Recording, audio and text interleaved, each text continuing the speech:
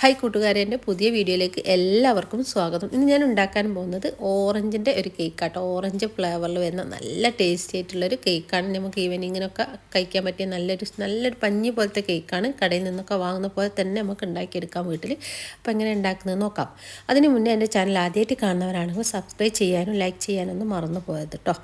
അപ്പോൾ നമുക്കിതിന് വേണ്ടിയിട്ട് മൈദ തന്നെയാണ് വേണ്ടത്. ഞാനിപ്പോൾ ഒരു പാത്രത്തിലേക്ക് മൈദ ഇട്ട് കൊടുക്കുന്നു കേട്ടോ. ഒരു കപ്പ് മൈദ ആണ് വേണ്ടത്. ഒരു കപ്പ് ഞാനിപ്പോൾ ഈ കപ്പ് അരക്കപ്പിൻ്റെ കപ്പാട്ടോ. ഇതിൽ 2 കപ്പ് ഞാനിങ്ങനെ ഇട്ട് കൊടുക്കുന്നുണ്ട്. നിങ്ങൾ 2 കപ്പാന്ന് വിചാരിക്കരുത്. ഒരു കപ്പ് മൈദയാണ് ഞാൻ എടുക്കുന്നത്.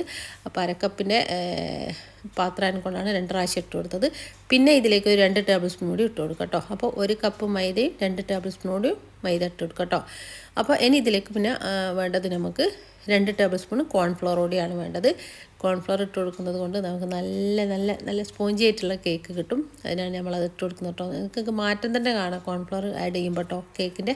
അപ്പോൾ ഞാൻ 2 ടേബിൾ സ്പൂൺ കോൺഫ്ലവർ കൂടി ഇട്ട് കൊടുക്കുന്നുണ്ട്. പിന്നെ ഇതിലേക്ക് 1 ടീസ്പൂൺ ബേക്കിംഗ് പൗഡറാണ് വേണ്ടത്. അപ്പോൾ ഇതെല്ലാം നമുക്കൊന്ന് മിക്സ് ആക്കിയിട്ടൊന്ന് ആദ്യം മാറ്റി വെക്കാം.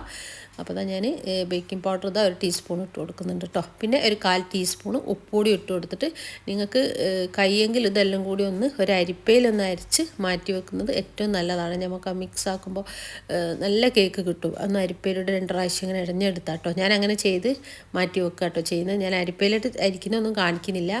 അപ്പോൾ അതൊന്ന് മിക്സാക്കി ഞാനിങ്ങനെ മാറ്റി വെക്കുന്നത് കാണിക്കുള്ളൂ. അരിപ്പയുടെ ഒന്ന് അരിച്ചെടുക്കട്ടോ. ഇനി നമുക്കിതിലേക്ക് വേണ്ടത് കുറച്ച് ബട്ടറും ഓയിലും മുട്ടയൊക്കെ വേണം കേട്ടോ.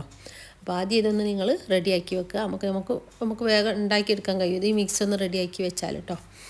ഇത് നന്നായിട്ടൊന്ന് ഞാൻ ഇതാക്കുന്നത് മിക്സാക്കി വെക്കുക കേട്ടോ. ഇനി മിക്സാക്കിയതിന് ശേഷം ഒന്ന് അരിപ്പയുടെ അരച്ചു കൊടുക്കുന്നുണ്ട് കേട്ടോ. അത് ഞാൻ കാണിക്കുന്നില്ല എന്നേ ഉള്ളൂ കേട്ടോ. ഇനി നമുക്ക് ഒരു വലിയൊരു ബൗൾ എടുക്കാം. നമുക്കതിലേക്ക് കുറച്ച് ബട്ടറൊക്കെ ഒന്ന് നേരത്തെ പുറത്തെടുത്ത് വെക്കണം കേട്ടോ. ഞാനത്തെ ബട്ടർ ഒരു 3 ടേബിൾ സ്പൂണാണ് ഇട്ട് കൊടുക്കുന്നത്. നിങ്ങളുടെ കയ്യിൽ കൂടുതൽ ബട്ടർ ഉണ്ടെങ്കിൽ കൂടുതൽ ഇട്ട് കൊടുക്കാം കേട്ടോ. പിന്നെ നമുക്ക് ഓറഞ്ചിൻ്റെ തൊലി വേണം. അതിനോട് മറന്നുപോയി, ഞാൻ എടുക്കുന്നതും കാണിച്ചിട്ടില്ല.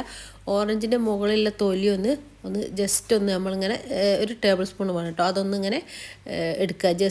ഓറഞ്ചിൻ്റെ എടുത്ത് ചിരണ്ടി എടുക്കുക കേട്ടോ.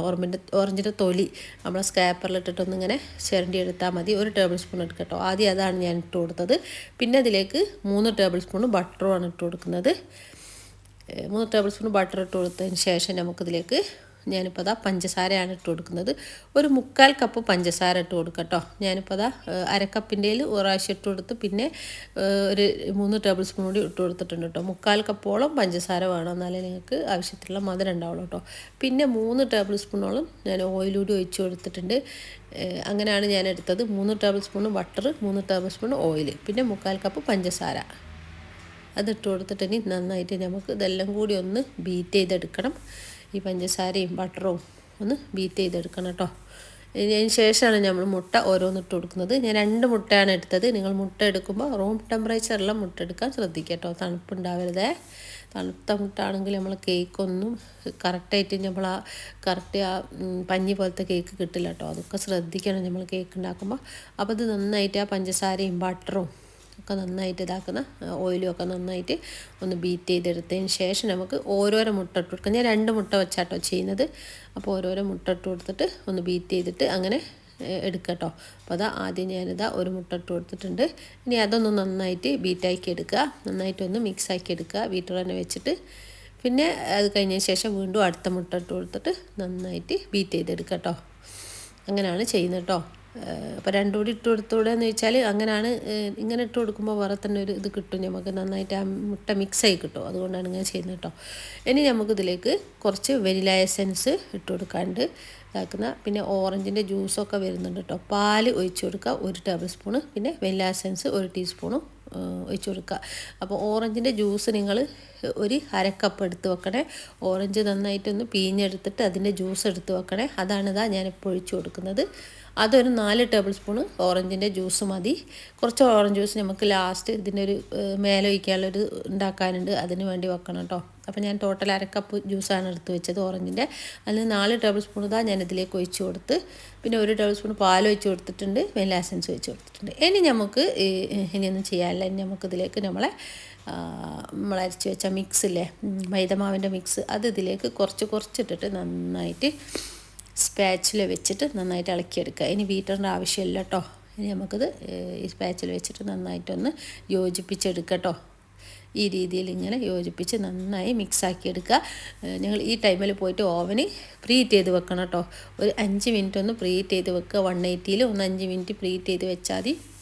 എനിക്കിത് ബേക്ക് ചെയ്യാൻ വേണ്ടിയിട്ട് 35 മിനിറ്റ് എടുത്തിട്ടുണ്ട് കേട്ടോ ടോട്ടൽ ഈ കേക്ക് ബേക്ക് ചെയ്യാൻ വേണ്ടിയിട്ട്. ഇനി നിങ്ങൾ ചെമ്പിലാണെങ്കിൽ ചെമ്പൊക്കെ ഒന്ന് ചൂടാക്കി വെക്കുക. അങ്ങനെയും ഈ കേക്ക് ഉണ്ടാക്കട്ടോ. ചെമ്പിൽ ഇറക്കി വെച്ചിട്ട് നമ്മൾ കേക്ക് ഉണ്ടാക്കുകയല്ലേ അതേപോലെ ഉണ്ടാക്കാം. തട്ട് വെച്ചിട്ട് അതിന് മേലെ നമ്മൾ ഇത് വെച്ച് കൊടുത്തിട്ട് നന്നായിട്ട് മൂടി വെച്ചിട്ട് ബേക്ക് ചെയ്തെടുക്കട്ടോ. ഓവൻ ഇല്ലാത്തവർക്ക് അങ്ങനെയും ചെയ്യാട്ടോ.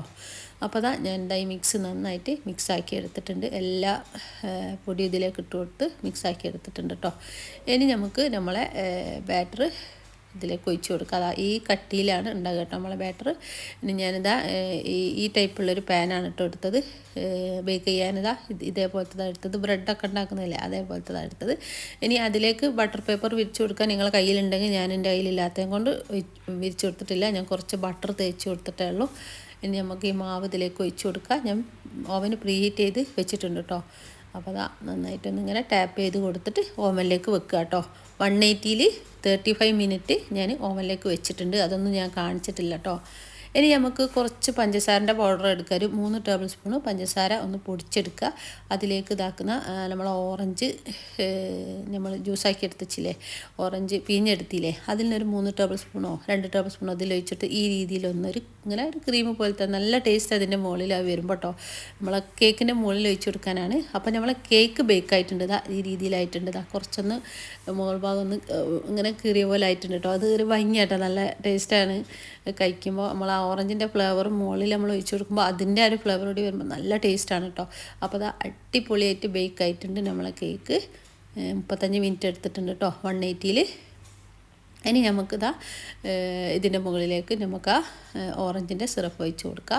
ചൂടാറിയതിന് ശേഷം നിങ്ങൾ ഒഴിച്ച് കൊടുക്കുക. പ്രത്യേകം ശ്രദ്ധിക്കണം. ഞാൻ ചൂടൊക്കെ നന്നായിട്ട് കേക്ക് ചൂടാറിയതിന് ശേഷമാണ് ഞാൻ ഇത് ഒഴിച്ച് കൊടുത്തത്. കേക്ക് തണുത്ത് വന്നതിന് ശേഷം കേട്ടോ അത് ഒഴിച്ച് കൊടുത്തത്. നമ്മൾ ആ സിറപ്പ് ആ ഓറഞ്ചിൻ്റെയും പഞ്ചസാരയുടെ ആ സിറപ്പ് എന്നിട്ട് നന്നായിട്ട് ഒഴിച്ച് കൊടുത്തിട്ട് ഒന്നിങ്ങനെ വെക്കുക.